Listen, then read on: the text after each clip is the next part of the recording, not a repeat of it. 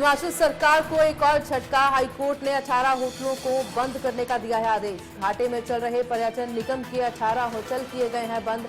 कुल्लू, मनाली, धर्मशाला के भी होटल इसमें शामिल हैं। तो हिमाचल प्रदेश हाईकोर्ट ने हिमाचल प्रदेश पर्यटन विकास निगम के घाटे में चल रहे 18 होटलों को तुरंत प्रभाव से बंद करने के आदेश दिए हैं। यह फैसला निगम से सेवानिवृत्त कर्मचारियों के वित्तीय लाभ न मिलने से जुड़े मामले की सुनवाई के दौरान आया।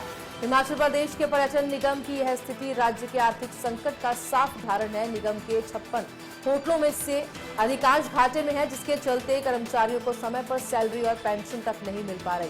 हाईकोर्ट ने स्पष्ट किया है कि इन घाटे में चल रहे होटलों को चलाते रहना राज्य के खजाने पर अनावश्यक बोझ है। हिमाचल सरकार को एक और झटका मिला है। हिमाचल हाईकोर्ट से एक और झटका दिया है। 18 होटलों को बंद कर दिया गया है। हाईकोर्ट ने 18 होटलों को बंद करने का आदेश इसमें दिया गया है। कुल्लू, मनाली और शिमला के होटल इसमें शामिल हैं। तो घाटे में चल रहे पर्यटन निगम के 18 होटल बंद किए गए हैं। बता दें कि हाईकोर्ट की तरफ से यह आदेश जारी कर दिए गए हैं। कुल्लू, मनाली, धर्मशाला के भी होटल इसमें शामिल हैं।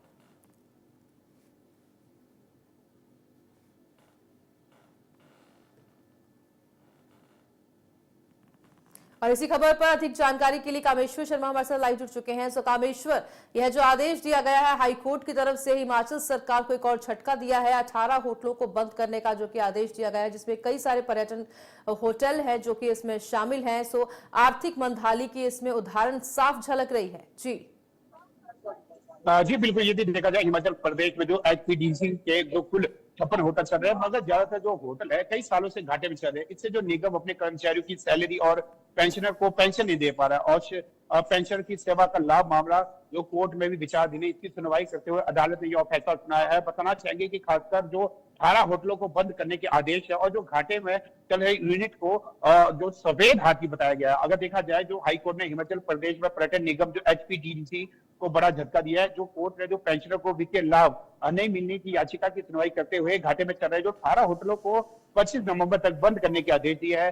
न्यायाधीश जो अजय मोहन गोयल ने पर्यटन विकास निगम के प्रबंधक निदेशक जो एमडी को इन होटलों को बंद करने से संबंधित आदेशों की अनुपालना को सुनिश्चित करने के लिए कहा गया है और इनकी अनुपालना रिपोर्ट यानी कि 3 दिसंबर को कोर्ट में पेश करने को कहा गया है। और कोर्ट ने जो घाटे में चल रहे इन होटलों को सफेद हाथी बताते हुए कहा कि ऐसा करना इसलिए जरूरी है ताकि यह सुनिश्चित किया जा सके कि पर्यटन निगम इनके रखरखाव में सार्वजनिक जो संसाधनों की बर्बादी ना करे और ये होटल राज्य पर बोझ ना हो। और कोर्ट ने कहा कि निगम अपनी संपत्तियों का उपयोग लाभ कमाने के लिए नहीं रह पाया। इन संपत्तियों का संचालन जारी रखना राज्य के खजाने पर बोझ के अलावा और कुछ नहीं है। और न्यायाधीश ने इन तथ्यों पर न्यायिक संज्ञान ले सकता है और राज्य सरकार अदालत के समक्ष आय वित्त से जुड़े मामलों में दिन प्रतिदिन वित्तीय संकट की बात कैसी आ रही है। और इससे पहले भी जो एचपीडीसी ने अपने सभी होटलों द्वारा किए गए व्यवसाय से जुड़े जानकारी जो कोर्ट के समक्ष किसी इसके आधार पर अदालत ने यह फैसला सुनाया था कि इन होटलों में तैनात कर्मचारी को दूसरी यूनिट में ट्रांसफर करने के लिए जो निगम प्रबंधक स्वतंत्र रहेगा। और कोर्ट ने जो पर्यटन और विकास निगम के जो प्रबंधक निदेशक को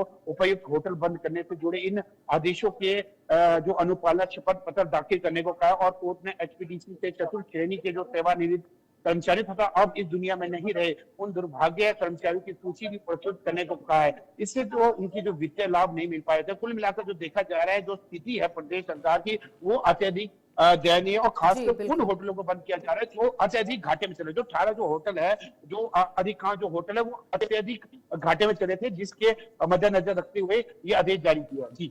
जी बिल्कुल, जैसे कि बार बार झटका मिल रहा है हाईकोर्ट की तरफ से। पहले सीपीएस को हटाया गया, फिर उसके बाद हिमाचल में जो दिल्ली में हिमाचल भवन है उसके लिए जो कि उसको बंद करने के निर्देश जो कि जारी किए गए हैं, और अब यह 18 होटलों को बंद करने के जो निर्देश दिए गए हैं। तो बार बार झटका दिया जा रहा है हिमाचल प्रदेश की सरकार को। तो आगे देखना होगा कि क्या आगे फैसला लिया जाता है। तो कामेश्वर, बहुत बहुत धन्यवाद आपका तमाम जानकारी के लिए।